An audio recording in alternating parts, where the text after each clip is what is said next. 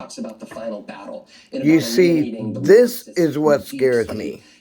This right here. Trump supporter calls for a revolution, total mayhem government takeover if Biden wins. See, they're not going to accept his loss.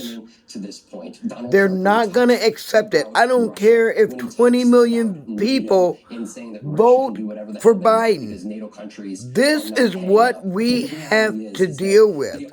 This is what you should be afraid of. This is what I'm telling my sister.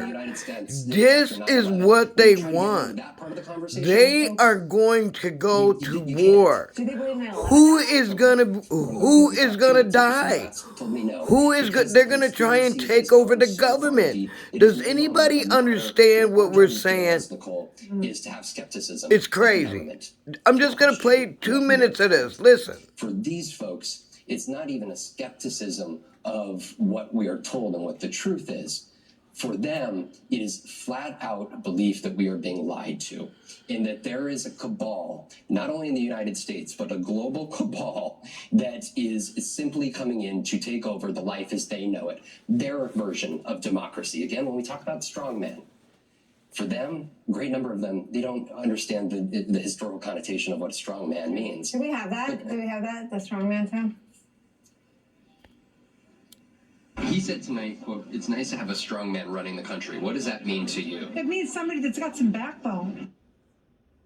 That is, of course, not what it means, right? No, it's not what it means. Donald Trump, I'm standing there at a rally, and I actually texted Ruth Ben-Ghiat when this happened on a Saturday night. I said, apologies for messing up with your evening, but Donald Trump said from the stage, quote, "It's nice to have a strong man running your country." He was talking about Viktor Orban. Yeah. Viktor Orban is the one who was the sole holdout for sending Sweden and being allowed into the NATO, but also for holding up EU, providing $50 billion in aid to Ukraine. Yeah. And for this woman, when she hears strong man, the number of people that say that is what we want.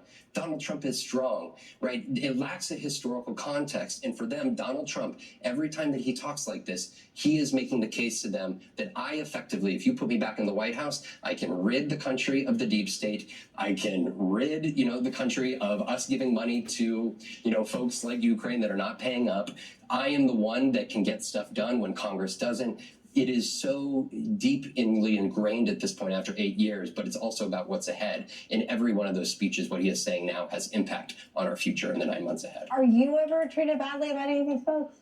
Yeah, I mean, the number of folks that, number one, won't talk to me, and that's where I always wonder just how deeply convictions do they hold.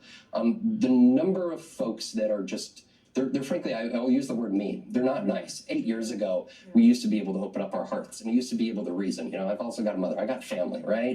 I've got a partner, and you could talk. I'm from Arizona. There were still common things. There was common things. We could find a place, and we could have a civil conversation. I can't get there with so many people now. And I want to be clear, this isn't everybody, but this is a strong, growing number of people. I was at Donald Trump's first ever mega rally back in July of 2015. I can't count to you the number that I've been to over the last 9 years since, but it is a visceral reaction from folks that is growing. It is an anger, it is a resentment of not only folks inside of the country, but also those outside, and including us. And I don't know where it is heading, but if we ignore this over the next 9 months, I don't think we're doing any of us any good, because those conversations are not conversations with people that are running for political office. Even when Biden wins, our churches and our schools and our I think we're going to go to war. Family members, they are our loved ones, and it's. I think that his people are going to kill people. The entanglement of conspiracy theories. I think this cult is going to take over America if we're not safe, if we're not careful. On the people that follow him and look to him in this movement that he has created. Can we do that here? I would appreciate it much, Nicole. Okay, all right. Very much to be continued. Your reporting has always been the reporting that's opened my eyes to how much of it we miss just by virtue of being here, and how much of it is sort of post-Trump, right? Like, we had a debate about whether or not we should air his rallies. We're beyond that debate, right? They know how to get to his sound whether we air it or not. They don't need us anymore. And when you talk about the threat of violence, which we'll do next time, and you talk about this total post-fact part of the population, it is really terrifying. And I'm so grateful to you for still being out there. I do worry about you, but I'm really grateful to see all your reporting. Thank you so much. Thank you. I want to thank your producer, Dan Gallo, as well. When we come back, the on-the-ground impact of all of this, of MAGA Republicans and Trump supporters embracing Putin over President Zelensky of Ukraine. We'll check in with our dear friend Igor Novikov in Kyiv after a quick break. Yeah, that's the other thing.